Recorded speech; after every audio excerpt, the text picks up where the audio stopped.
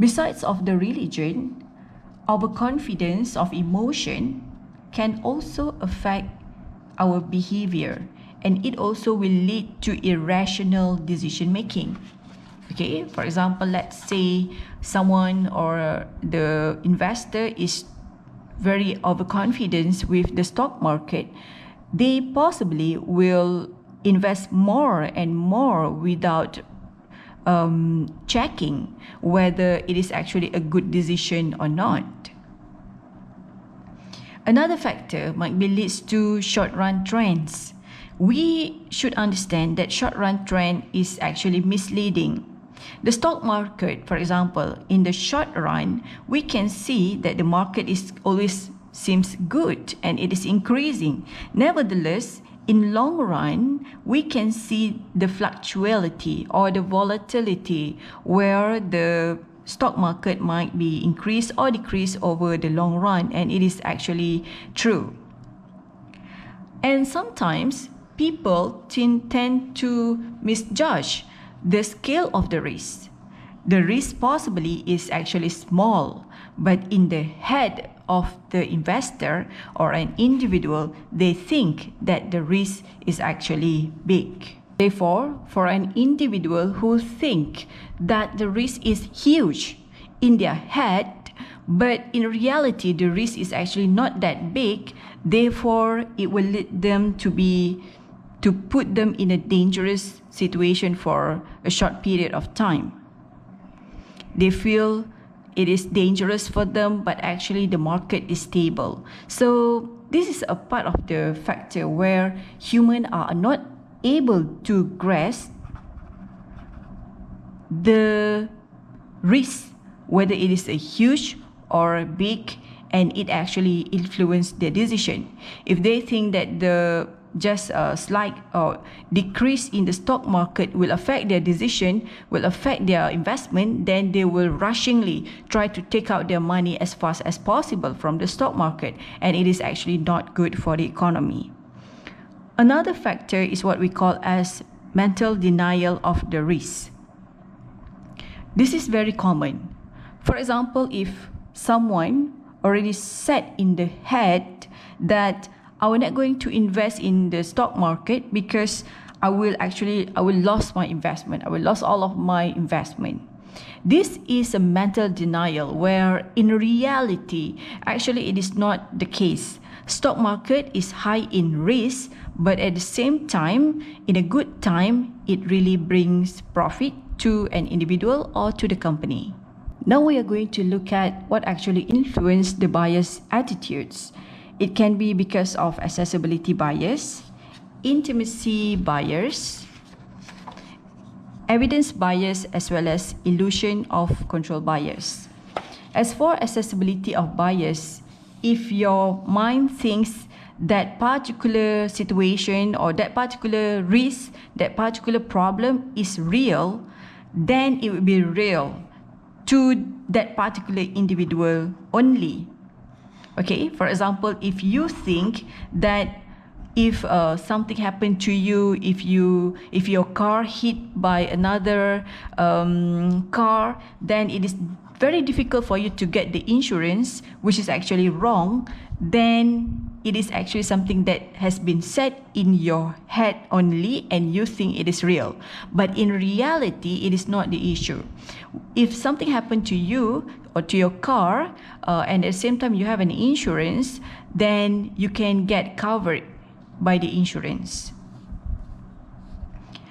Another factor that influences buyers' attitudes is what we call as intimacy bias. If you are comfortable with by investing in certain number of shares, then you are afraid to invest in another shares. Okay, so this is the intimacy, or you feel that it is comfortable, you are more knowledgeable about certain shares, then you have higher tendency to just focus on that particular shares, and you feel fear, you feel afraid to invest in another type of shares. This is also a part of the bias attitude that the investors might have. Evidence bias is where when something or the situation is actually real, but you tend to believe that it is not real. Okay? You tend to underestimate the risk itself. So this is also another type of bias. All right? So let's say, give an example, let's say someone have been diagnosed with a disease. For example, let's say in this case is a cancer, but at the same time, he don't want to accept that facts, and he, despite of try to taking an action, appropriate action on how to handle this particular individual, rather than they will meet the sensei or they will go to BOMO to confirm that he is actually not suffering from cancer, although several doctors have already confirmed that.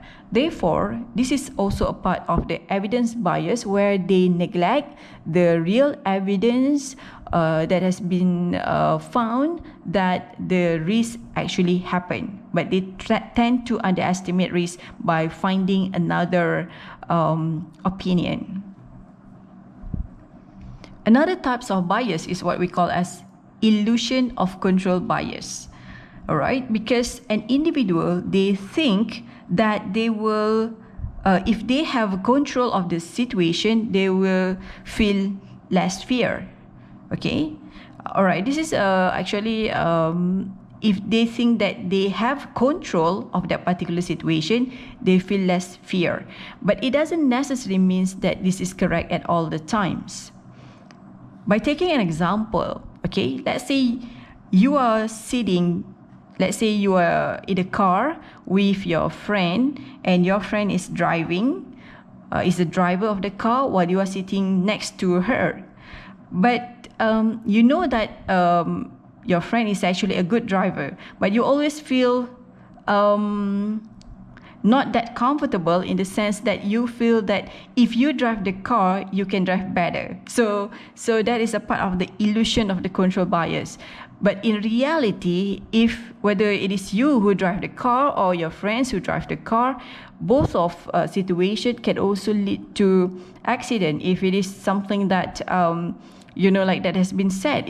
If it is something you can't control that at all the times, of course accident can happen regardless who actually drive the car.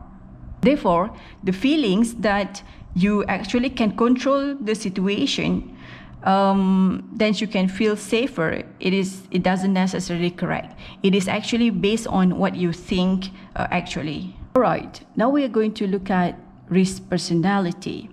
As we already learned before, we learned about risk seeker, risk indifferent, risk averting. Then we should understand that although someone is actually a risk seeker, it doesn't necessarily mean that he will take risk in everything that he do. The point is not that way. Okay, risk seeker will take risk on certain situation, especially on this perception or on these 4 important factors. If it is about money, it's about physical, it's about social, about ethical.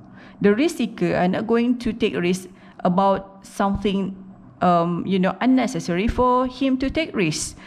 All right, so these are 4 types of life circumstances that related to risk.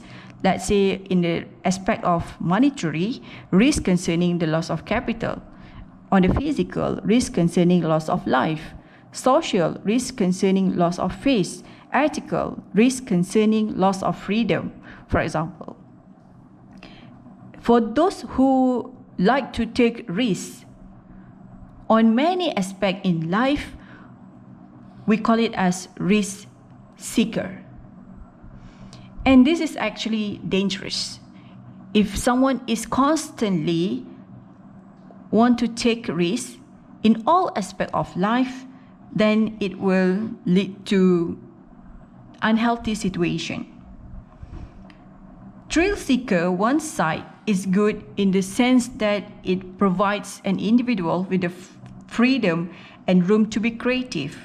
But in the bad side, thrill seeker is actually possibly can get involved in the criminal activities. All right, now we are going to look at the risk tolerance and demographic attitudes.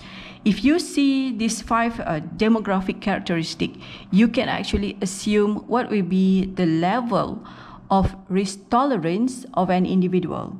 Let's say someone is old, then an older generation, they tend to take less risk compared to the younger generation. So if your client is someone who is old, then please expect that they don't like to take risks. If your client is a female, then she must be risk averse, because majority of the female, they're not comfortable to deal with high risk. If your client is married, they also tend to be risk averse compared to when they are single. Public servant, for example, they also tend to be risk averse rather than those who self-employed. And if your client is rich, they tend to be risk seeker. But if not that rich, then they possibly can be risk averse. By using these 5 demographic factors, we should understand our client. Okay, that is the general rule. But basically, you should assume that your client is risk averse, because this is what actually human nature. They not happy to lose their investment. So in the first place, you have to be extra careful in the sense that you have to expect that the risk averse, your client is risk averse in nature, and after that you can make an adjustment based on the risk tolerance of an individual.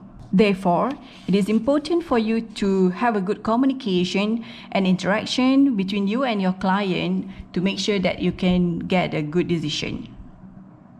Now we are going to look at the risk profile of the client, where we should use a set of questionnaire to assess the risk profile of the client. This is something that you need to do in your project paper as well. By using this questionnaire, you can understand the client's risk appetite, and there are several questions that your client must fulfill, and it covers important factors such as investment time lengths, what will be the return preferred by your client. Other than that, what will be the philosophy of life in your client, the attitudes towards money, what if there is a drop in the value of the investment. So what actually the amount that might be acceptable to your client. Other than that, we want to check on the attitude toward risk of your client. What will be the percentage of risk acceptable to your client? What will be your client's spending attitude if they have money? So this is also a part of the things that we have to check on our client using this questionnaire to assess the risk tolerance of our client. In the case Bursa Malaysia Index increase, what will be the action taken by your client? How actually your client manage their time? So by having all of this answer, you need to give a score towards the answer. Let's say the answer is A, then 1 point should be given. The answer is B, 2 points. The answer is C, 3 points. And if the answer is D, then 4 points should be given to your client.